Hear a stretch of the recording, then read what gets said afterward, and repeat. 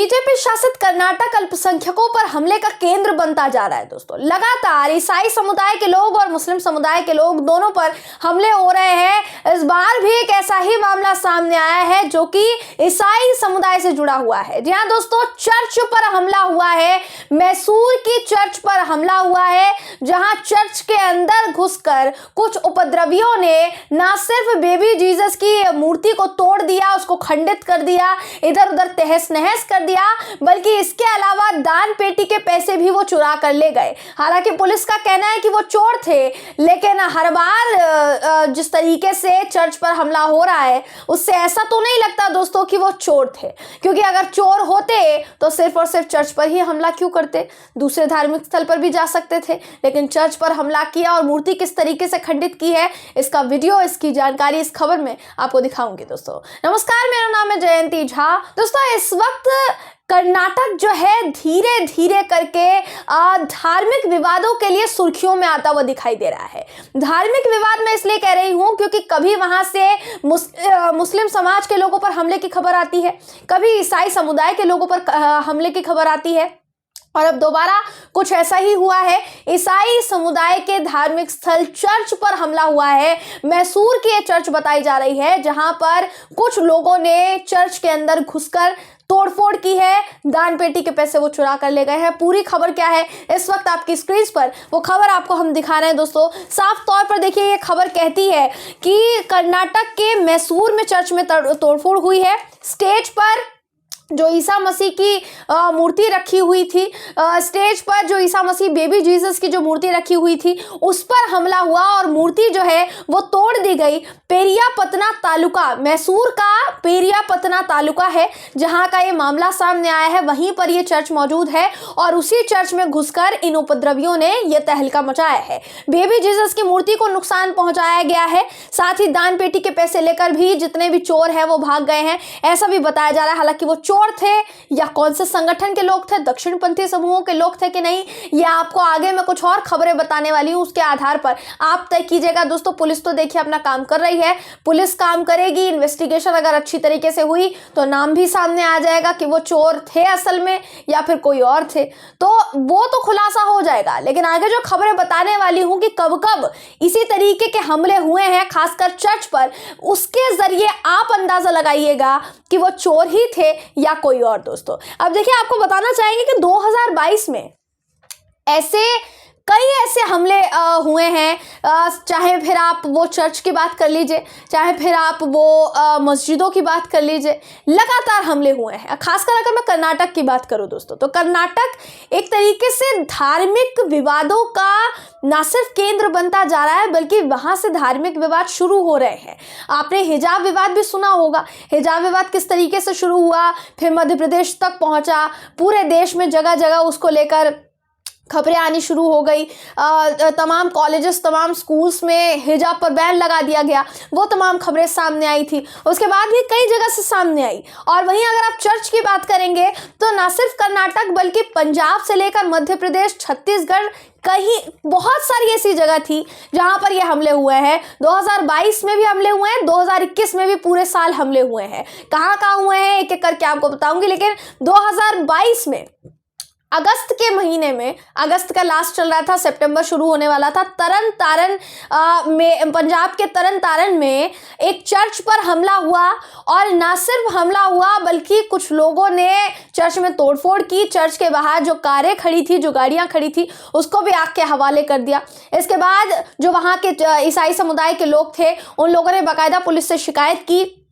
उन्होंने ये भी कहा कि अगर इन पर आपने कोई कार्यवाही नहीं की तो ईसाई समुदाय के खिलाफ जिस तरीके से पूरे देश में इस वक्त एक तरीके से मोर्चा खोल दिया गया है, जिस तरीके से उन लोगों पर हमले किए जा रहे हैं, उसके खिलाफ हम खड़े हो जाएंगे और हम भारी विरोध प्रदर्शन करेंगे। ये पंजाब के ईसाई समुदाय ने कहा था जब उनके चर्च पर हमला हुआ था। और उसके बाद से ही दोस्तों लगातार ये जो श्रृंखला है, ये जो कतार है हमलों की, ये सामने आती जा रही है। ना सिर्फ पंजाब बल्कि मध्य प्रदेश से भी देखिए मामला सामने आया था, जहां मैं आपको बताना चाहूंगी एमपी में गंज बसौदा जो शहर है, वहां के सेंट जोसेफ स्कूल के बाहर हिंदू संगठन के लोग प्रदर्शन करने के लिए बैठ गए थे। साथ ही उन्होंने पत्थरबाजी की थी, स्कूल पर तोड़फोड़ की थी, सिर्फ और सिर्फ इसलिए क्योंकि उनको ये खबर मिली थी, हिंदू संगठन के लोगों को ये खबर मिली थी कि भैया अंदर सेंट जोसेफ जो स्कूल है उसके अंदर धर्मांतरण करवाया जा रहा है बच्चों का, ये बताया गया था। और ये जितने भी चर्च पर हमले हो रहे हैं दोस्तों, अगर इसमें हिंदू संगठन के लोगों का नाम आता है तो हिंदू संगठन के लोगों ने चर्च पर हमला क्यों किया, उसका कारण यही निकलकर सामने आता है कि उनको धर्मांतरण की खबर मिली, इसीलिए वो वहां पहुंच गए और इसीलिए वो कानून के ठेकेदार बन गए, इसीलिए वहां पर पहुंचकर उन्होंने हमला कर दिया। ये कारण वो देते हैं। तो क्या ये कारण वाजिब है? और क्या इस देश में कानून खत्म हो गया है कि अब कानून के रखवाले भी ये हो गए हैं, धर्म के ठेकेदार भी ये हो गए हैं, सब यही हो गए हैं? फिर किसी संस्था, किसी विभाग की जरूरत नहीं है, सरकार की भी जरूरत नहीं है, सरकार भी ये हो गए हैं। तो जाहिर सी बात है, देखिए शय कहां से मिल रहा है इन लोगों को। अगर कर्नाटक के मैसूर में जो हमला हुआ है, इसमें फर्ज कीजिए कि आगे जाकर नाम आता है हिंदू संगठनों का कि हिंदू संगठन ने इस पूरी घटना को अंजाम दिया, तो क्या सरकार उन पर एक्शन लेगी? अभी तक मुस्लिमों पर जो हमले हुए हैं उनमें सरकार ने कितने एक्शन लिए हैं दोस्तों, इसी से आप अंदाजा लगा सकते हैं कि अगर ईसाई समुदाय की इस पूरे मामले से हिंदू संगठन को जोड़ा जाता है या फिर पुलिस की तफ्तीश में हिंदू संगठनों का नाम आता है तो सरकार उस पर क्या कार्यवाही करेगी, पुलिस उनके खिलाफ क्या मुकदमा दर्ज करेगी, ये यहीं से आप अंदाजा लगा सकते हैं। हालांकि वो बात की बात है, जब पूरा मामला सामने आएगा, जब पूरे मामले में आरोपी सामने आएंगे तो पता चल ही जाएगा दोस्तों। लेकिन अभी की अगर मैं बात करूं तो ये पहला मामला नहीं है कर्नाटक में, ये जो हुआ है ये पहला मामला नहीं है दोस्तों। 2021 की मैं आपको बात बताती हूँ, पिछले साल की जो मैं बात बताती हूँ, ये साल खत्म होने में ज़्यादा समय बाकी नहीं रह गया है, लेकिन 2021 में जिस तरीके से लगातार ईसाई समुदाय के लोगों को निशाना बनाया गया, खासकर कर्नाटक में, वो भयावह है। अगर उसके आंकड़े आप जानेंगे तो आपका दिल दहल जाएगा। जो आंकड़े मैं अभी आपको बताने वाली हूँ 2021 की, में देखिए मैं बात बता रही हूँ, और अभी भी आप देख सकते हैं कि 2021 से लेकर 2022 में भी ज़्यादा अंतर नहीं है। 2022 में भी अभी भी कर्नाटक में चर्च से लेकर मस्जिदों पर और किस तरीके से मुस्लिमों से लेकर ईसाई समुदाय के लोगों पर हमला हो रहा है, उनके साथ प्रताड़ना हो रही है, जिसका डेटा सामने है। अब जो डेटा 2021 में सामने आया दोस्तों, वो आपको देखिए बताना चाहेंगे। एक हमले के जरिए मैं आपको बताती हूँ कि एक हमला हुआ था चिकबल्लापुर में, एक चर्च है कर्नाटक के चिकबल्लापुर में एक चर्च है, उस पर हमला हुआ था। बाकायदा ईसा मसीह की मूर्ति तोड़ दी गई थी बाहर, और ये तब हुआ था जब पादरी जो है वो चर्च में नहीं थे, और सुबह के समय में ये हमला हुआ। बहुत बुरी तरीके से मूर्ति को जो है खंडित किया गया था। पुलिस ने मामला दर्ज किया था, लेकिन कार्यवाही क्या हुई, गिरफ्तार किया गया नहीं किया गया, इसका कोई अता पता नहीं है। ये तब हुआ चिकबल्लापुर में, जब कोलार में, यहाँ दोस्तों कर्नाटक के कोलार में एक दिन पहले हुआ ये था कि जो ईसाई धर्म समुदाय की जो धार्मिक ग्रंथ होता है, धार्मिक जो किताब होती है, उसको जला दिया गया था। उसके बाद ही ये पूरा मामला सामने आया और शक की निगाहें सीधे तौर पर हिंदू संगठनों पर गई। हो भी सकता है कि उनका नाम सामने आया हो लेकिन दबा दिया गया हो।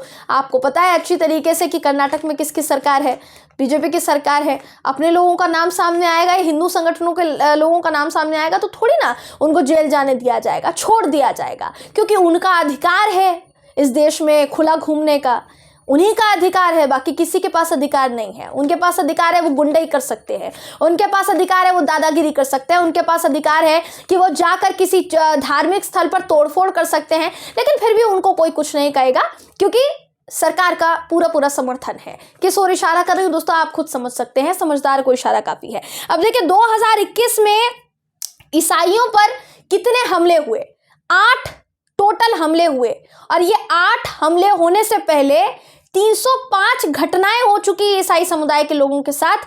2021 की मैं बात बता रही हूँ। कहाँ का ये पूरा केस है, आप ये समझ सकते हैं कि लगभग कर्नाटक से लेकर मध्य प्रदेश और मध्य प्रदेश से लेकर छत्तीसगढ़, हर जगह ईसाई समुदाय के लोगों पर हमले हुए हैं।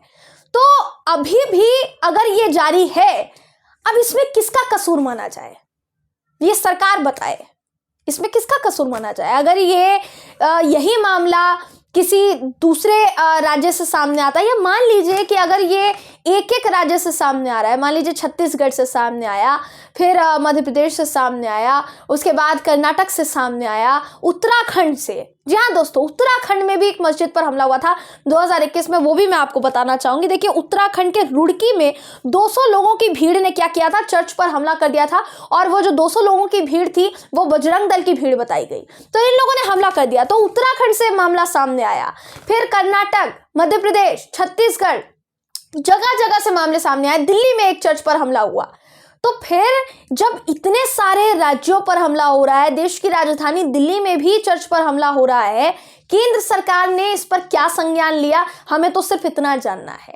अल्पसंख्यकों पर जो अत्याचार हो रहा है इस देश में, उसका संज्ञान लेने के लिए हमारी सरकार है या फिर नहीं है?